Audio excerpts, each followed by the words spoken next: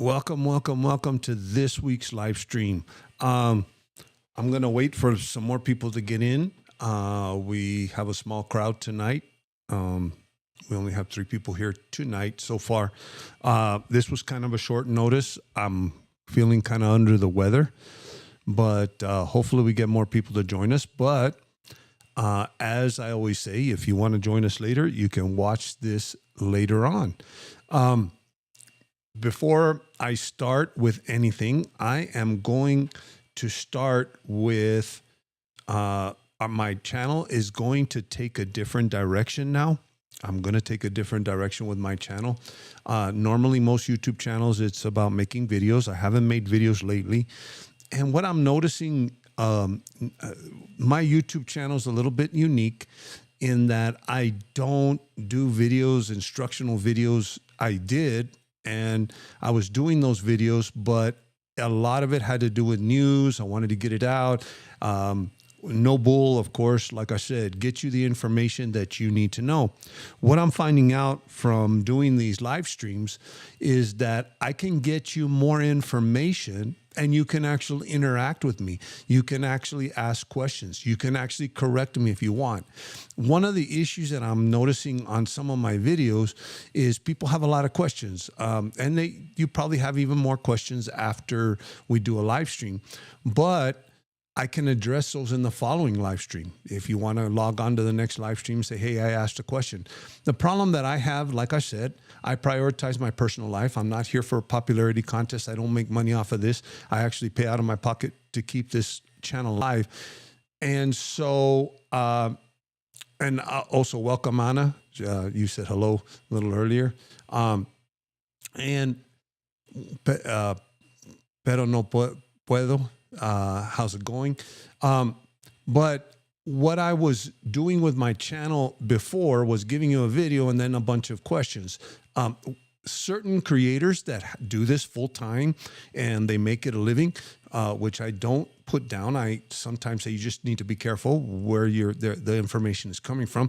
But those creators have a vested interest in keeping you watching their channel, so they'll answer you really quick. I have told everybody that my personal life is more important, and I do stuff as around my own schedule. I'm retired, and I'm going to stay that way, retired. But I want to get the information out to you. So what I'm finding is that this live stream every week is a great way to, hey, San Antonio 76. Oh, from Paraguay.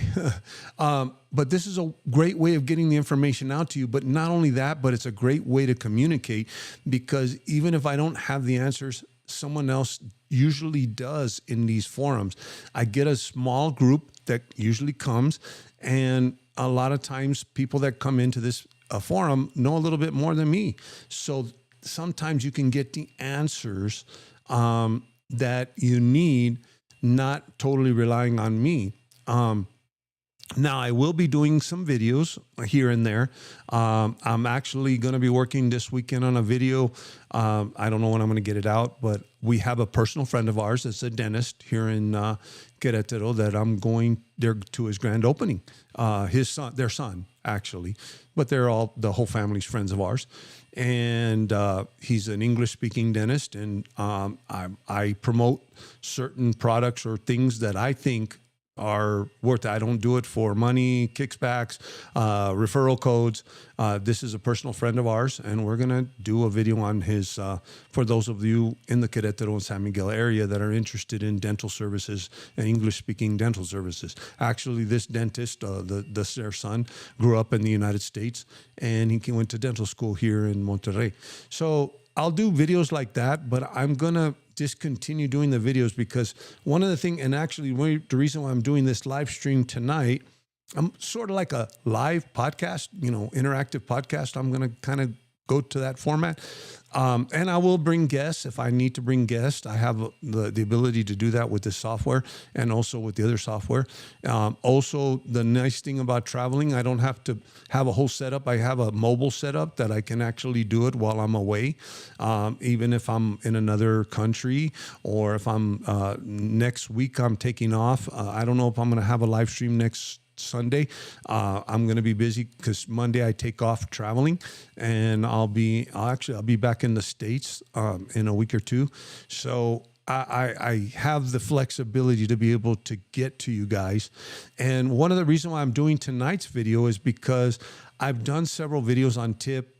I've done several videos on how permanent residents and legal residents permanent residents and Mexican citizens can't drive a foreign plated vehicle. And then I've gotten a lot of controversy. Hey, Rick, how's it going? Nice to see you. I've gotten a lot of controversy because I get everything from you're wrong to this is but the nice thing about doing this live is I can clear up whatever I need to clear up on these videos. Hey, Lambden, how's it going? Now, one of the confusions that I have, I did a video on the tip and actually Mexican citizens and how you can lose your Mexican citizenship if you check in as a U.S. citizen. And that caused a lot of controversy because the one thing in Mexico, there's a certain way things are done, and then there's the rules, and then there's a certain way things are done. But the problem is when they the problem is that when the rules get enforced, the consequences are really bad. And I just want you guys to know what the consequences are. But also, I'm going to let you know, no, it's not enforced, or no, it's not. It's rarely enforced.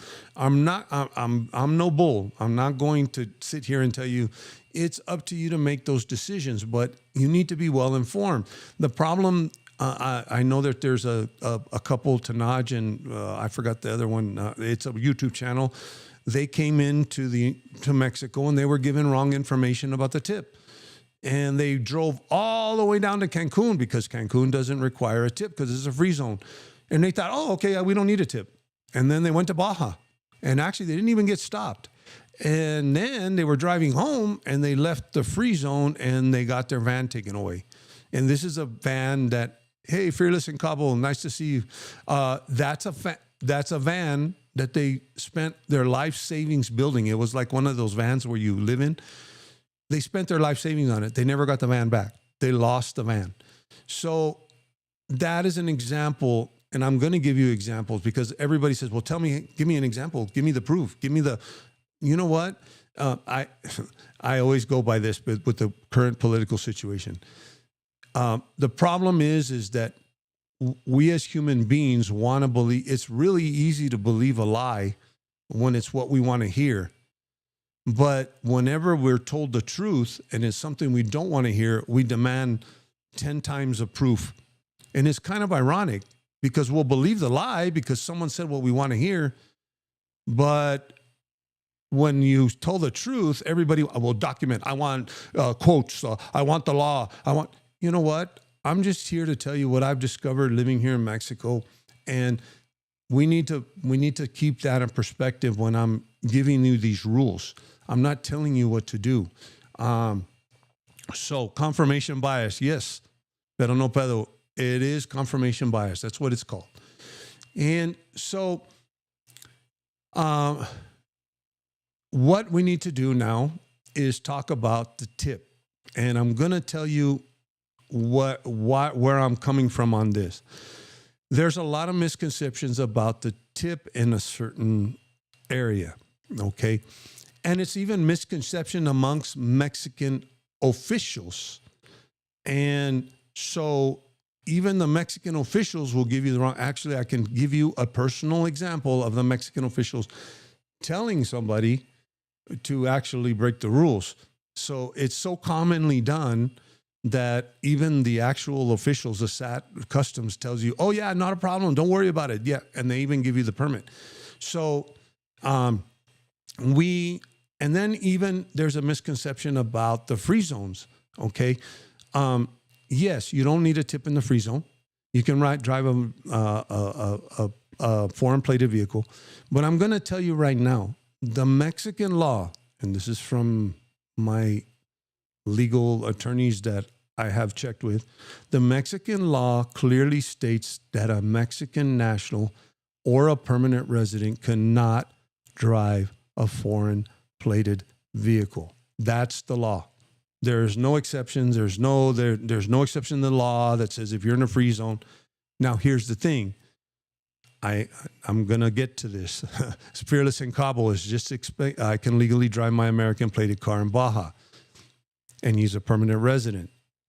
Technically, Fearless in Cabo, no. Practically, what normally happens is yes. So it's kind of a yes and no answer. Legally, no, you can't. The law actually states you can't. It literally states you can't. It doesn't matter. There's no other laws that I know of that say that you can. And actually, there's even in blogs that even say, in the free zone, you don't need a tip. Mexican citizens and permanent residents are not allowed, but it's rarely, if ever, enforced. And I don't know of a case of it ever being enforced. And if you go to Cabo or Baja Sur, or you go to Baja Sur, people are driving American plated vehicles all over the place. And actually, the cops don't even stop you, because why do they need to stop you? Because it's a free zone. They're not checking your papers. So, and then even when you get stopped at a checkpoint, they usually have other reasons or other questions. The last thing they're going to ask is, are you a permanent resident? You're driving a vehicle. So it's not enforced. Okay, so that's the misconception, because when I do a video like this and say, if you're a permanent resident or a Mexican national, you can't drive a vehicle, foreign plated vehicle. I'm stating what actually is practical or what actually happens. Now, what can happen if one day you get some wise National Guard guy that says, and I don't want to say wise in the second word, but if you get a guy or you just tick him off and he decides, I want to do the rules, he's going to say, you're a permanent resident, you're driving a vehicle, I'm going to take your vehicle away. Thank you very much. That's what it comes down to. And that is what it comes down to. Has that ever happened? I don't know of any time that has happened. And I think the lesson here is, if you get stopped by a National Guard guy or police or whatever, be nice. Usually, if you're nice, you're going to get out of whatever he stopped you for. And a lot of times they stop you just to check on you. So one of the exceptions to the tip, we're going to start off with that because Fearless in Cabo was talking about that. One of the exceptions of the tip is the free zone. Okay, the free zone is 20 kilometers inside the border, and up to 20 kilometers up to the border. And Baja California, yeah, exactly, Fearless in Cabo. You've been pulled over 5 times in 3 years, and you've never been harassed for your plates. And actually, you probably haven't even been asked for your car registration, because it's a free zone. They don't care. That's where I'm talking about that there's a practicality of this not being okay. And actually, even if I've talked to federal cops before, or when they were the federal police, now they're not a National Guard. And I've said, you're not supposed to. No, they're in a free zone. I mean, actually, some of the officials don't even know the laws. I mean, the police officials. And I'm going to give you an example of how a police official doesn't know, or a federal official doesn't know the rules, and actually gave advice against the rules. So you may even be getting information from the officials that are giving you the permission that's incorrect. Actually, it's very common on the border when you're supposed to check out when you leave. It's very common when you go into immigration and say, I need to check out. They're going to look at you like, why? We don't do that here. I don't know what you're talking about. So there's a lot of inconsistency here in Mexico.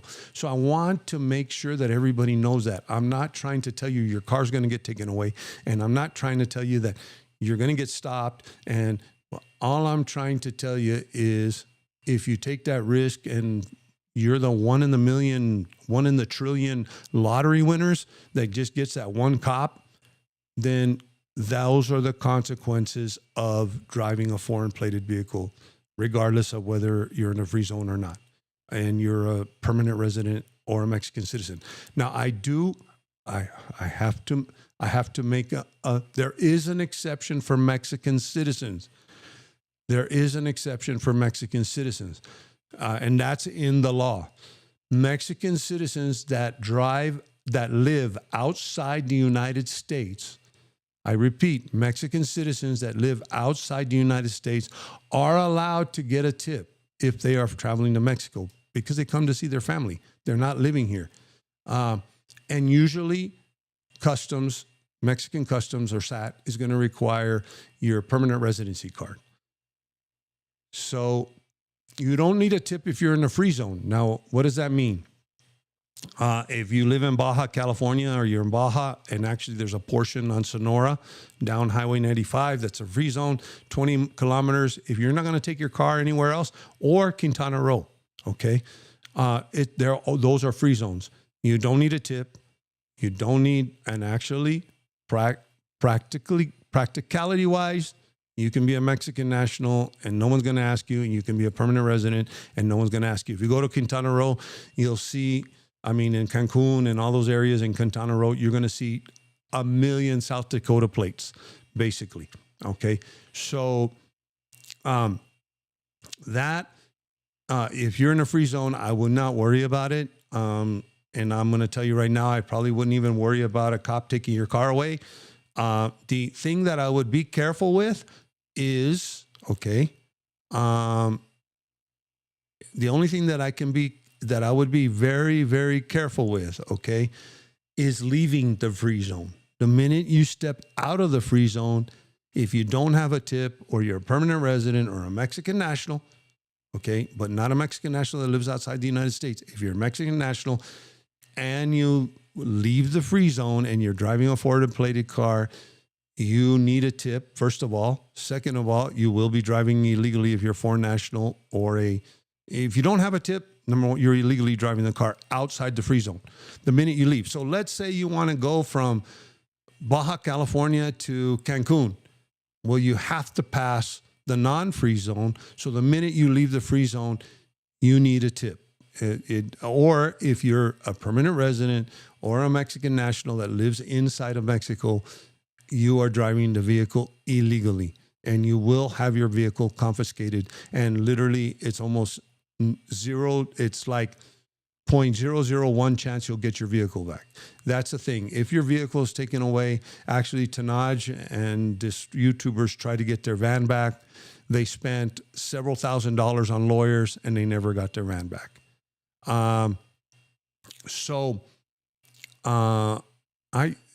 Lane, I usually when I schedule it usually posts on the notification. So that's the thing about the free zone. Okay. So yeah, exactly. Fearless in Cabo. I would estimate at least 40% of the cars in Cabo, most of them Baja free zone, don't even have a license plate. Yeah. You're going to find that a lot on the border.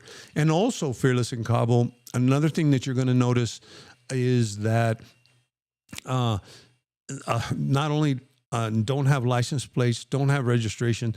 A lot of times, and I'm going to go into the reason, not the reason, but I'm going to go into a program that if you want to legalize your car, there is a program to do that. But there's some requirements and stuff. I'm going to give you the options if you live in certain states, and also if you actually live in Guanajuato, there's another program. But you're going to find that 40%, and probably even more than 40% of the vehicles are U.S. plated vehicles, even driven by Mexican nationals. I'm not even talking about immigrants or expats living there. I'm talking about Mexican nationals. And you're going to see this on the border. I lived on the Texas-Mexico border, and I crossed a lot. And you're going to see Texas plated vehicles all the time. Actually, you're probably going to see more Texas plate. At times, I saw more Texas plated vehicles than Mexican plated vehicles. Also, you're going to see a lot of, and the ones with no plates. There was an initiative that I'm going to go over, which is a way of legalizing a car here, and it is an option, and that. The reason why the president did that is because of all those cars that didn't have plates. Most of them are stolen. A lot of them are stolen vehicles and that type of thing. But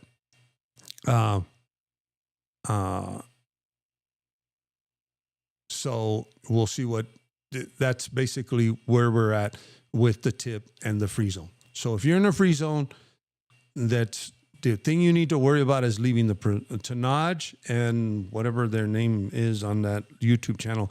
Their error was the minute they left the free zone and they hit the checkpoint, they got their van taken away because they didn't have a tip.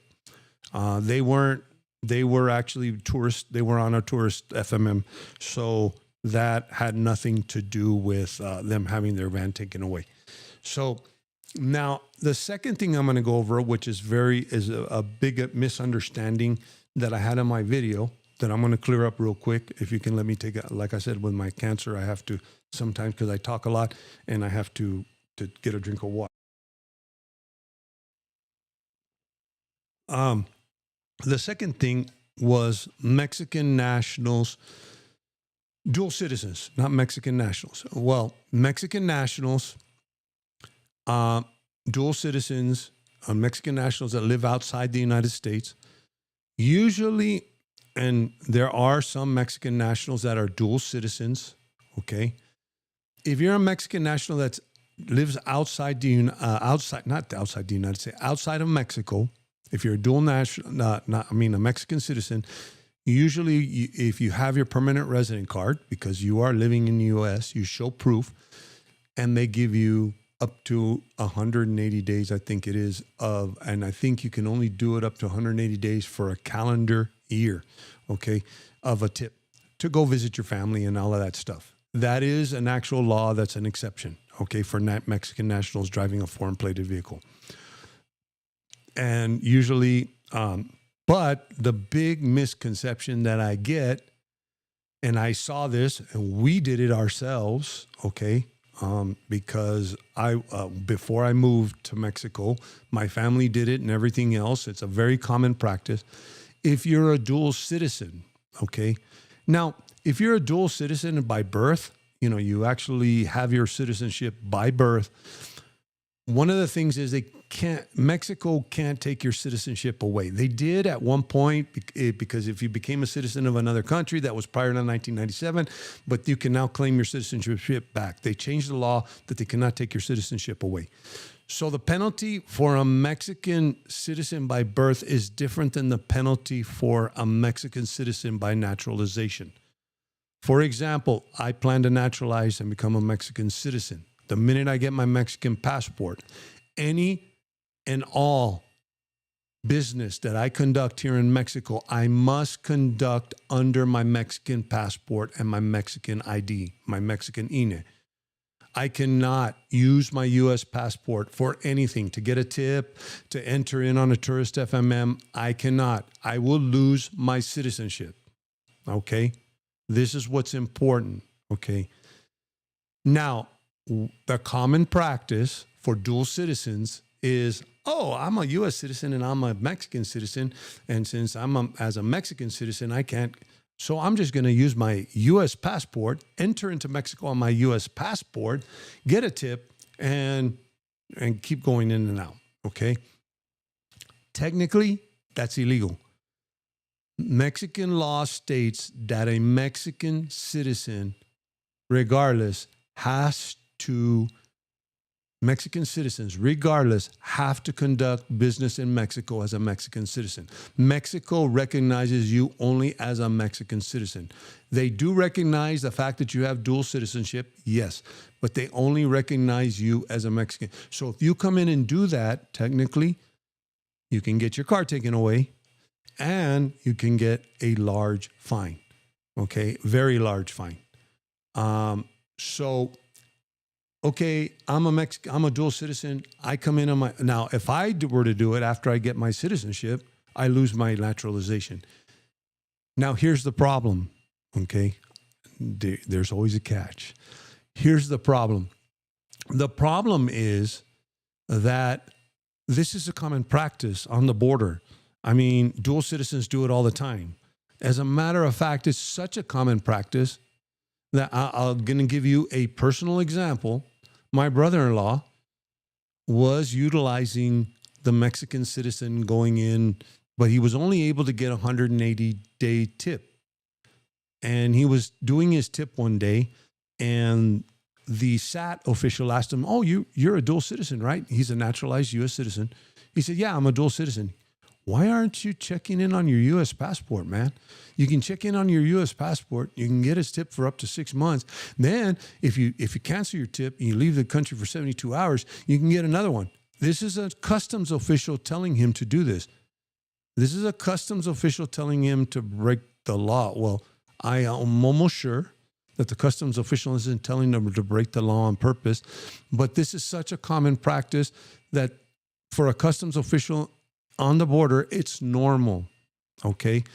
So for all of those people that made comments, "I do it all the time. They never check." I understand. They never check. The problem is when you're in the interior of Mexico and you get a different set of officials that know the rules, then you may have an issue. I'm not saying that I know people that have been coming. I'm going to tell you right now, I have family that's been coming in and out of Mexico for 20 years and they've never gotten checked. Or they've never, "Oh, are you a Mexican citizen too?" Usually they just show their tip paperwork with their U.S. passport. They don't even mention that they're Mexican citizen. The problem is if one day you mention, "I'm a dual national," and then you have a tip, they're going to go, "Oh, wait a second. Why did you check in on your U.S. passport? You're not supposed to. You need to enter into Mexico on your Mexican ID or your Mexican citizenship." And then you might have a problem and get your car taken away, if that makes sense. So if you know the rules, well, if I'm a dual national, I'm just not going to say I'm a dual national. I'll say it to whatever if I need to do business in Mexico or whatever. But when I get stopped and I get my paperwork checked, I'm not going to have my INA sitting right next to my passport, if that makes sense. Or I'm not going to start mouthing off to the official that I'm a Mexican citizen and you can't do anything to me. And then he's going to say, "Why do you have it?" And most of these issues or situations, and you know what? I can tell you right now, I don't know of a documented case where that has happened. Okay, so I don't know personally. But I will tell you of documented cases where the officials on the border will tell you, "Why aren't you doing it this way? This is easier." As a matter of fact, you're not even limited to 180 days. You can get it for 180 days, cancel it at 180 days, and then come in 72 hours later and get another 180 days. So this is an example of an official not even knowing the rules. So when I did a video like that, yes, I was doing the video stating the law. And yeah, I'm a little bit harsh and like, "Oh, this is the law." But I also got a lot of feedback like, "Oh, you're wrong. This is not." No, I'm not wrong in a sense. And I'm not trying to defend myself. I'm not wrong. I'm just telling you what the rules are and what are the ramifications of the rules. That's a big thing on my channel. I'm not here to tell you what to do. The thing that I don't like on YouTube, like I said, there's a lot of YouTube creators. There's one that even says start a business. And no, don't worry about it, man. Everybody starts a business here. Nobody pays taxes and don't worry about it. Yeah, but do you know the consequences of starting a business here without doing it the right way, without getting registered with SAT, without doing all of those things, even if it's selling tacos in the corner, okay? When there are consequences, and yeah, everything's done in cash. Don't worry about it, blah, blah, blah, blah, blah. But the problem that you have, and I've noticed this in law enforcement, how do you think we caught half the drug traffickers that we caught? It's because somebody either got in trouble and they were willing to tell to get a reduced sentence, or someone pissed someone off and they decided, "I'm going to go tell." Okay? So what happens if you start a business, you upset somebody, and then they go to Mexican officials and say, "This guy's illegally running. He's a U.S. citizen. And he's illegally running a business, and he's a temporary resident. And he doesn't have business work permit." And the next thing you know, you're going to have issues. Okay, so you need to know these things. So basically, the thing, and here's the thing. I'll give you another example. I have some friends here in San Miguel. Wife is a Mexican citizen. They were alternating getting the tip. I think you can only get it up to 180 days. And she was going to get the tip because he's a permanent resident. So they were going to head down to San Miguel. She's a Mexican citizen by birth. So I told her, you need to do it the right way. Tell them that you're living in the U.S. And they would not accept her Mexican passport. She wasn't. The problem was SAT was waiting for a permanent resident card. Okay. And she didn't have a permanent resident card. She just had her Mexican passport. She said, look, I'm trying to do things legally. I want to get a tip because I live in the United States. I'm American citizen too. And they said, no, you need to come in as a U.S. citizen and you need to get an FMM and we'll give you the tip for 180 days. So this is an example of officials actually not following the law. They're telling her to do something different. And she was very concerned. They called me up and they said, they told me and I didn't know what to do. I said, you know what? You're going to be fine. Don't worry about it. They told you to do it. And you know what? You're probably not going to get stopped. You have your tip paperwork. You have your FMM that you had to get, and you had to get it for the tip, and you're going to be fine. Just show them if they stop you, don't even say you're a Mexican citizen and you get the tip. So those are examples.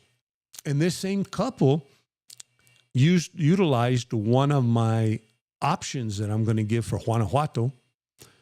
And somebody told them, hey, you know what? That's illegal. You're not supposed to have those plates on your car and you're going to get your car taken away. And they called me up and they said, hey, what? I said, no.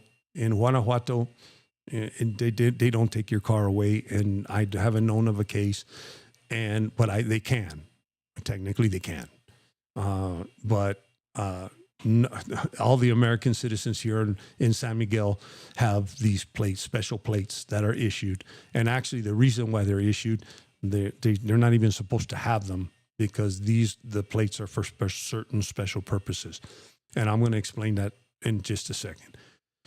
So that's the thing on the tip. I want to make sure that I hope I clarified it. I can clarify any more questions in the next live, but that's the thing with the tip. That's the thing with the Mexican citizens. As a matter of fact, even somebody on the blog, not on the blog, read a blog that said, yes, it is illegal for a Mexican citizen or a permanent resident, but it's rarely, if ever, enforced. And they said, so you're right. It is against the law. I'm like, yeah, it is. But like I said, it's rarely, like the odds of you winning the lottery are better than getting stopped and get your car getting taken. If your car gets taken away, go buy a lottery ticket, please. That's what it comes down to. But if your car gets taken away, don't freak out. I mean, that's just the consequence. You know what? It's kind of a gambling thing. You took the odds and the odds are in your favor, but if the odds don't work out, that's the bottom line. Now, there are some ways to the only other way to bring your vehicle in from the U.S. is to import it in, not temporarily import it. That's why they call it a tip, temporary import permit. You get a permit to temporarily import your car into Mexico. Now, I want to bring my 1965 Mustang because it's my favorite car. I restored it, blah, blah, blah, blah.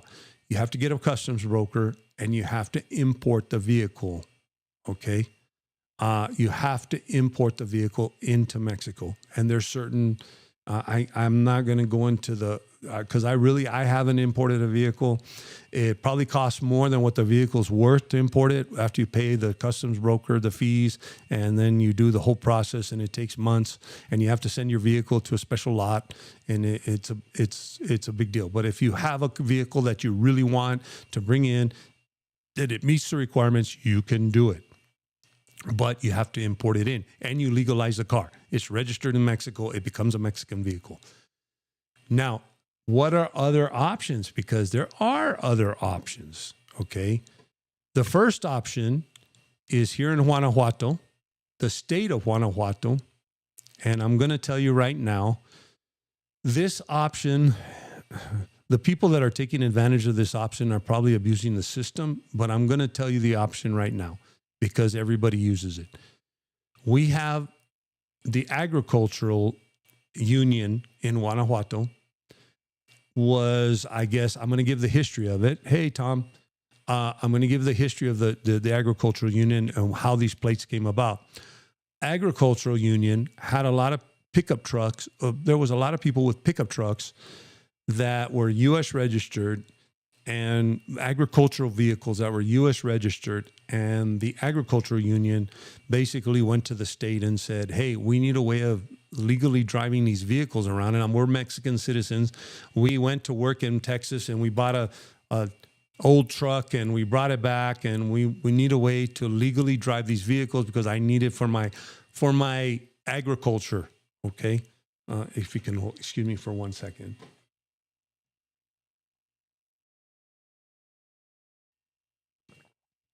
And we need these vehicles for agricultural purposes. So the state came up with a special license plate.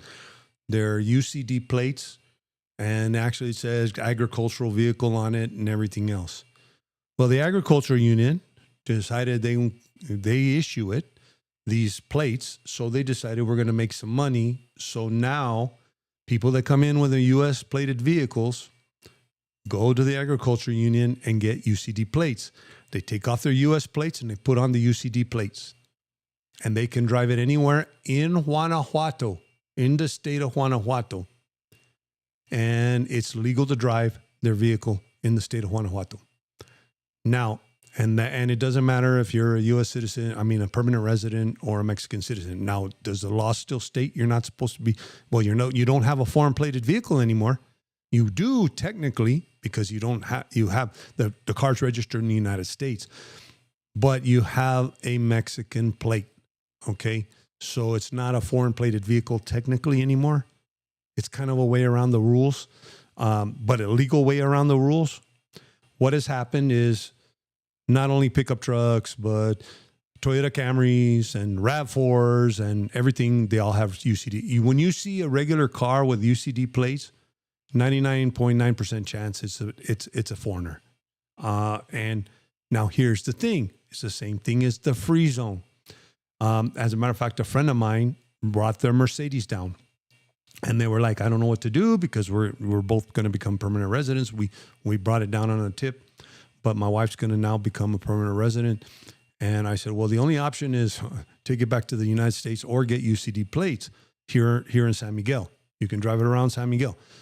There's only one problem. I live 20 minutes from Querétaro, from the state of Querétaro, Mexico. It's very common for us to go to H-E-B, to Costco, and all of that stuff. The minute I go down the highway that I live off of, and I go maybe about 10 or 15, 20 kilometers down the highway, I am in the state of Querétaro.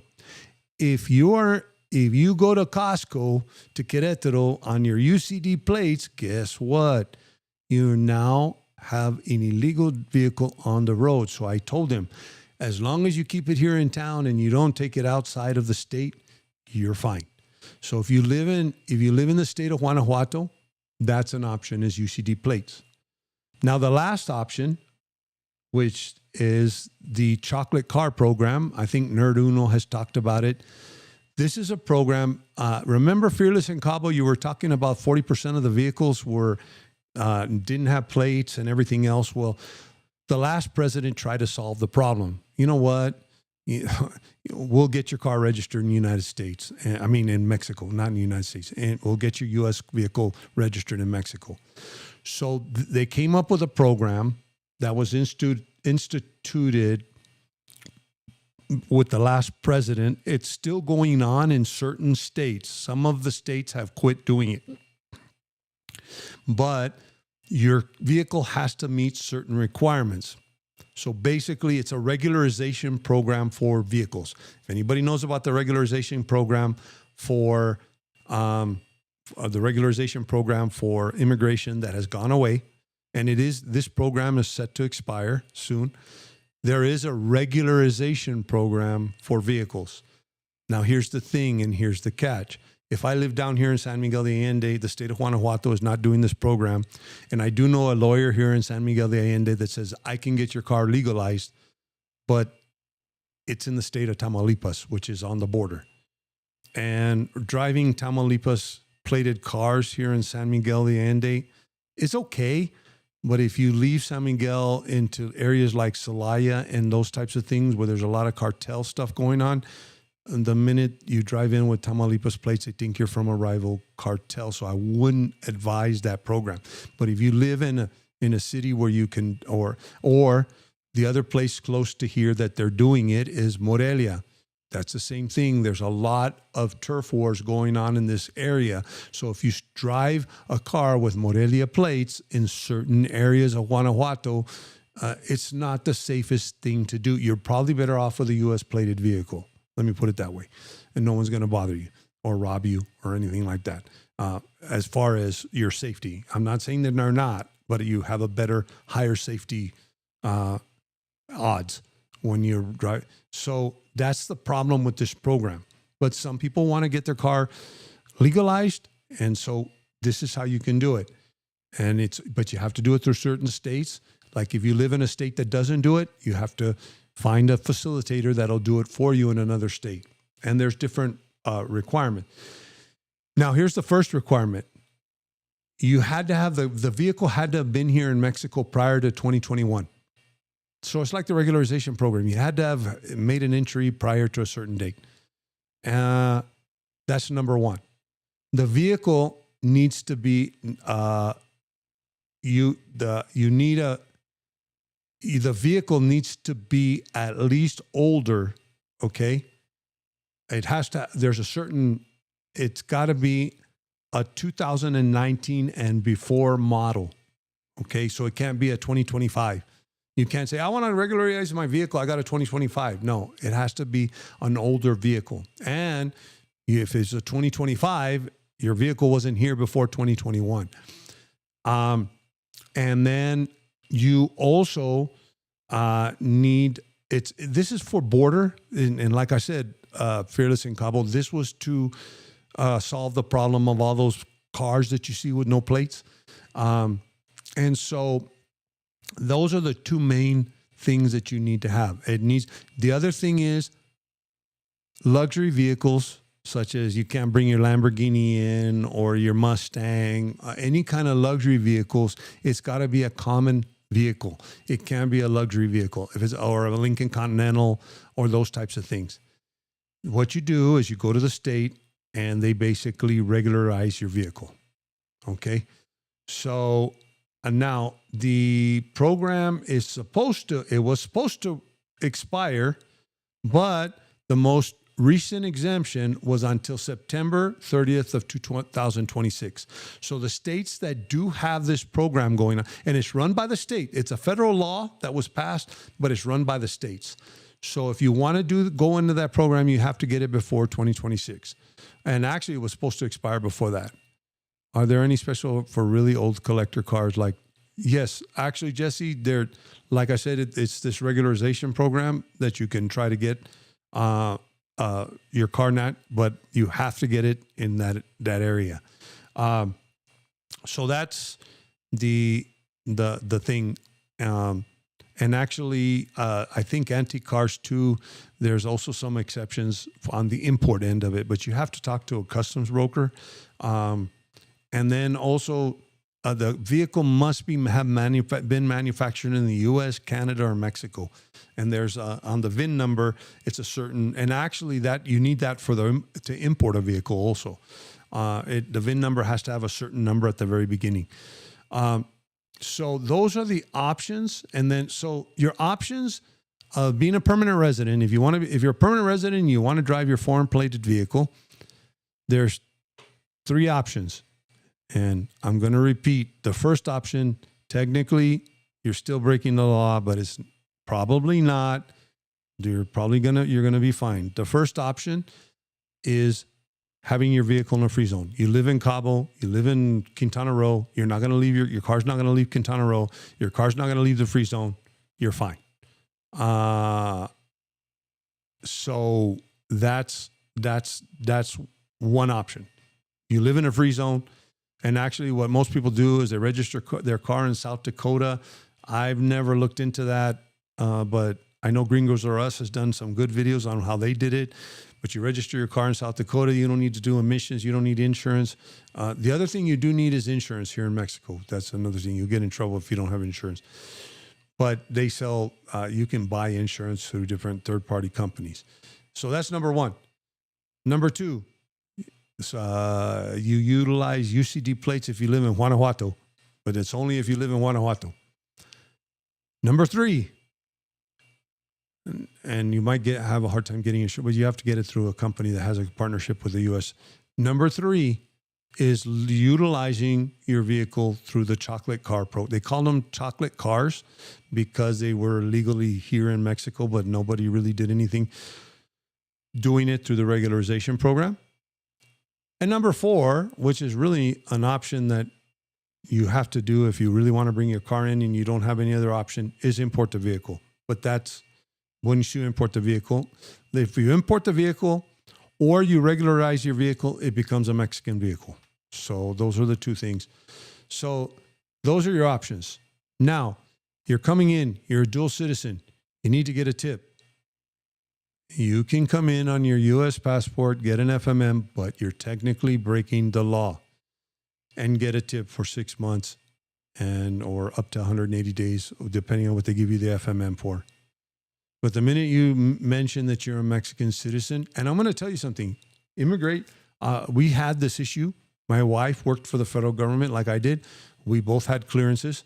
When you get your clearances, you have to renounce your citizenship from another country. My wife, Cancun, we were coming back from Cancun. We hit an immigration check, and immigration said, looked at the passport, says you were born in Mexico. This is another issue you might have too. You were born in Mexico. That means you're a Mexican citizen. And she says, well, not really. And the immigration official says, no, you are. You were born in Mexico. And she says, I work for the federal government. I renounced my citizenship. I officially had to renounce my citizenship. So she says, you're not going to claim your citizenship right now, but she had the proper paperwork. She goes, I can't. I work for the U.S. federal government. I cannot claim my Mexican citizenship because I renounced it. So when I did my paperwork, and the immigration was like arguing with her and like, but you can't renounce your Mexican citizenship. He goes, well, look, I officially did with the U.S. government to hold my clearances, so I'm sorry, I can't. So they let us go. They didn't do anything to us. They said, okay, I guess. We never heard of that before. But technically, that's another thing, but no one's really going to check. I know people that are doing it. My brother-in-law does it all the time. So you can check in as a U.S. citizen and get if you are a permanent resident, living in the United States, not Mexican permanent resident in the United States, you do have by law, you're allowed to get a tip. So I don't know many Mexican citizens that are watching my channel, that are living on a permanent residency in the United States that are watching my channel. But that is an option. That's the only exception to Mexican nationals driving a foreign flag vehicle. And that's in the law. That's the only exception in the law. So hope this clears this up, because I did say, it's against the law. Well, yeah, it is. The minute you give them your U.S. passport and ask for an FMM, you're breaking the law because you're a Mexican citizen. Now, where this is a lot more important, because they can't take your citizenship away, so what are they going to do? You're going to sue me and say, I can't give you an FMM and I can't give you a tip? The problem you run into is if you're a naturalized citizen, these are the things you need to look out for. Being denaturalized here in Mexico is a lot easier than being denaturalized in the United States. Okay? It is very easy. If you live outside of the country for more than 5 years, you lose your citizenship. So if you go to buy a house and they say, you're a U.S. citizen, let me see your passport. Oh, no, I'm a Mexican. Here's my Mexican passport. Here's my INE. Do not do any business as a U.S. citizen if you're naturalized here in Mexico. The minute I become naturalized here in Mexico, all of that goes out the door. Using my U.S. passport to enter Mexico, even then I don't use my U.S. passport. I use my residency card and my passport. So, everything. Okay, Fearless in Cabo, yep. I register my car in South Dakota. You're one of the ones that does that. You can do everything online, no emissions, and is cheap, less than $200 for a new car. And also, I might add, you don't need insurance because most states need proof of insurance. That's another thing that South Dakota, and a lot of people get South Dakota driver's licenses also. So this is, I do know, I think Kuru Paul does have a video on where you can go, what county it is in South Dakota you can register your vehicle, and a link and everything. So if you're really interested in that, that's I think Kuru Paul has a video. I think his channel now changed from two expats in Mexico to Kuru Paul. I just look at QROO Paul. It's an old video, but it's the video will still work. Yeah, you don't have to go to South Dakota. Nothing, literally, and it's a certain county, if I'm not mistaken, Fearless in Cabo, that you do it through. Clay County. Okay, Clay County and so if you look up Clay County in South Dakota, it's really easy, supposedly. So that's the end of my little speech, and I'm hitting an hour. If you guys want to ask some more questions, I think there was some questions a little bit earlier. I don't like to ignore them, but I'd like to stay on the subject, and then we go for any kind of other questions that you might have. Let me go into some of the questions here.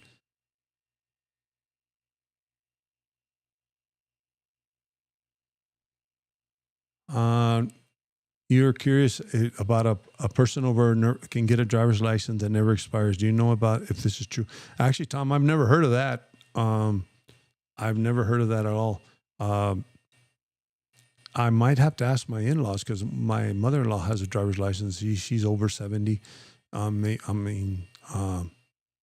ask, but I'm not sure. I've never heard of it.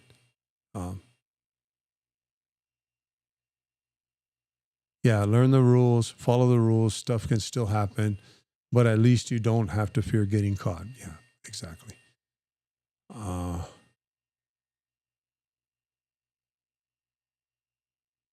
Pedro no pedo. I've heard that driving a foreign plated car into an airport, federal property, is in BC. It can put you in jeopardy too.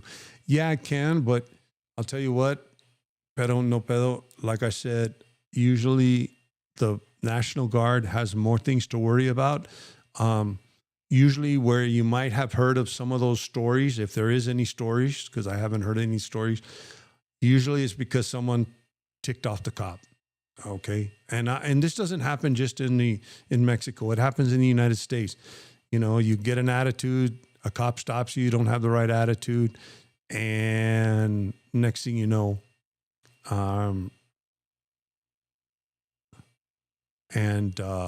next thing you know, you have issues.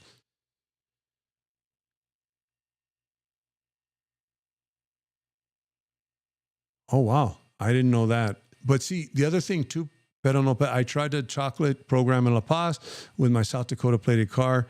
Since I retitled it, the official said I was ineligible for the program. The other thing that I'm going to note about some of this, it was left up to the states. So depending, from what I understand, Tamaulipas is really easy. There might be some different rules in Tamaulipas, but you need to find a facility. We have a facilitator, or a lawyer actually, but he's an immigration facilitator here in San Miguel that does those types of and I think he can do it in Morelia too. But there are different, and actually it was the same as the regularization program for immigration. There was different rules for the different stuff. So, pedo no pedo. Once I can access my retirement funds at 59 and a half without IRS penalty, I'll buy new car in Mexico, but budget wise, yeah, that's what we did. We bought a vehicle here in Mexico. So actually, Fearless in Cabo, you're not going to believe this. I did some time in Phoenix, Arizona. Excuse me for just 1 second.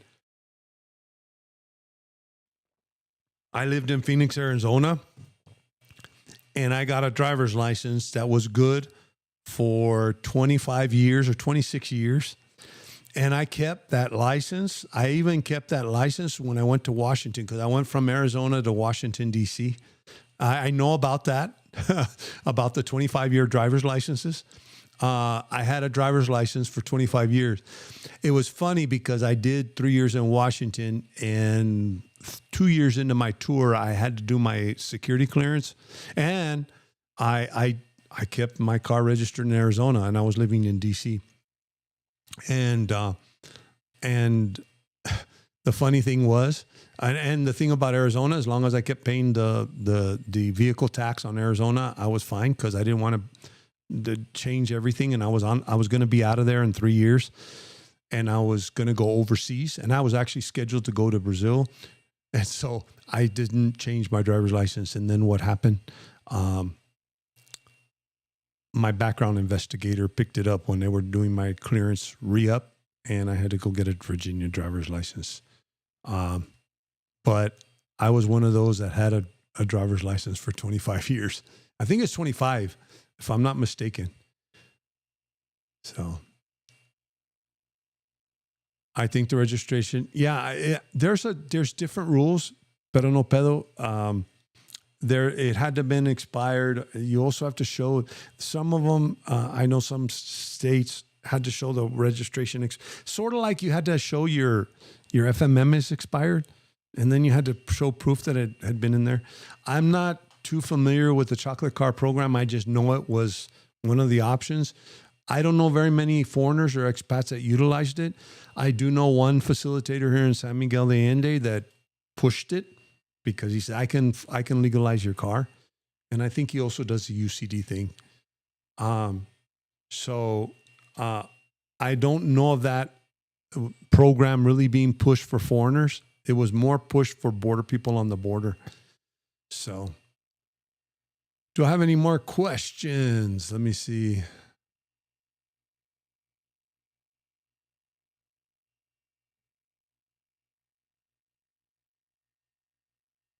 Okay, Ana, can you please advise what residences should do about wills? Say if you are living retired in Mexico, have a property there in a trust, but your bank accounts are in the U.S. Ana, I'm going to give you the short answer. And actually, you even said this is going to be a great topic for the future. And I'm actually going to put that on my topic list, because I always look for new topics. And if you're still around, hopefully you are, what I am going to say is that this is what I do, because we have property here. One of the things, now here's the thing, you have your property in a bank trust, and you probably set up beneficiaries. So that's a little bit different, but I would still set up a will here in Mexico. You go to a notario, you set up a will for all your stuff here in Mexico. And we have a will in the United States for all my stuff here in the United States. Now, in the United States, in probate court, you can probably get the Mexican will and then have them recognize it. It's just a real pain and cost a lot of legal fees. You're better off having a will for all of your stuff. Now, the thing about bank accounts in the U.S., and I went through this with my father, bank accounts in the U.S., usually you list a beneficiary. And the beneficiary, if you're listed as a beneficiary, for example, on my dad's life insurance, my dad's bank account, where I was listed as a beneficiary, and certain accounts, investment accounts that he has that I was listed as a beneficiary, those did not have to go into the will, because I was automatically a beneficiary. And actually, I didn't even, when I probated the will for my father, I didn't have to probate the will. How would I say? I didn't, on all the stuff that I was beneficiary, I automatically got the money. So if all you have is bank accounts in the United States, then just designate a beneficiary. They'll automatically get it when you pass away. There's no need to have a will. You just have to show that you're the person that's the beneficiary. Now, if it's just bank accounts. As far as your property in Mexico, fideicomiso does, yes, and actually, pero no pedo actually said this, fideicomiso specifies transfer of the property ownership, but need a USA will or USA assets. I'm not sure about that, but I do know that you can list a beneficiary that you can leave it to.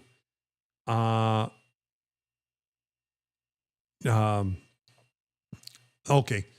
You need to transfer on death to avoid. Now, I will tell you how to avoid that, okay? with the fideicomiso is if you do a will here in Mexico, what I would do is do a will here in Mexico. I always tell people, do it anyway. And the reason why, for example, I own my house, and make sure whoever you're going to will it to, that they're correct and that they never change their name. Okay. Because the minute they change their name, you're going to have issues. Well, I have a will with all my property here in Mexico. Yes, a fideicomiso, you have a beneficiary, but you can run into all sorts of probating wills here. If you don't have a will, you go into what they call intestado. And I know people that are 20 years later, 30 years later, still trying to settle out a will. And the way it works here, who it goes to is totally different than in other states in the United States. So I would do a will anyway. And then I would mention, and then talk to the notario about how do I handle my fideicomiso? How do I handle my trust? And they can put it in the will. I believe they can put it in the will as a reinforcement to whoever you have in the beneficiary. They can put in the will, this person is listed as a beneficiary, and this is who the will is going to go to in the fideicomiso. That way you don't have to probate a will in the United States, and you automatically, it should go through. Ours was kind of expensive. We went through a notario, and here's the thing about the wills in Mexico. You need to go through a notario because it's actually registered in Mexico City. So like, let's say I do another will tomorrow with another notario, that'll get re-registered, and that'll be the latest will. So nobody can come. It's for fraud reasons. Like someone can't say, oh, I have a will that says I get the property. And then, oh, I have another will. No, it's all registered. And that's a great thing about having a will here in Mexico. You don't have to mess with a U.S. will, probating it, getting it legally recognized here. You want to make sure that you get it done legally here and through a notario, get it notarized and have it registered in Mexico City. So we'll go into wills and that type of thing in one of my next, and maybe even the next live. Hopefully I will be able to, I'm going to wrap things up because I'm at an hour. Hopefully I will be able to get a live in on Sunday. You got to remember, I'm on the road on Monday, so I will be traveling. I don't know when after Monday, I don't know when, after next week or even this week, I don't know when I'm going to be able to go live again because I'm going to be kind of indisposed. I have some personal business I need to take care of, and also I'll be in the States. I don't know what my internet's going to look like, what my living accommodations are going to be. And so just if you really want to make sure you don't miss a live, I will... when I schedule these lives, they're usually, if you put the little bell note, if you subscribe to the channel and put the little bell notification, I know that Blaine said he didn't get notified. Usually it'll notify you that I scheduled it. I usually schedule it on the same day. I don't want to for people to think, oh, well, was it tomorrow? Was it today? I usually schedule it on the same day, Sunday in the morning or Saturday at night. And I will schedule the live. And it usually, if you have that little bell icon on the YouTube and you have it checked to get notifications, it'll notify you that I've scheduled the live. I'm usually doing it on Sundays. If I can't do it on Sundays, I did it on Mondays. I didn't do it yesterday because I have a cold. I don't know if you could tell in my voice, but I'm coming off of a cold. And so I was under the weather yesterday. But today, I should be, next week I should be, today I was fine. So, and next week, hopefully I'll be fine enough. I'll find enough time to do my live. Thank you guys for making it. Like I said, I'll probably even do a video about the direction my channel's taken, where I'm going to get away from videos and just do this. It's more convenient for me. It's more convenient for you. You get to ask questions. And even if you have questions in the comments, I'm able to answer those questions. It kind of seems like I'm a jerk when I don't answer the questions directly on my videos. It's just that I don't have the time. I'm sorry, but I get 20 million emails. I try the best I can. I'm not trying to be a jerk, but this is the best way that I could do it, because if I see a question, I can address it the following week or the next live. So hopefully that'll do it. Now, I also need to work on another thing. Usually I have that 5-minute intro.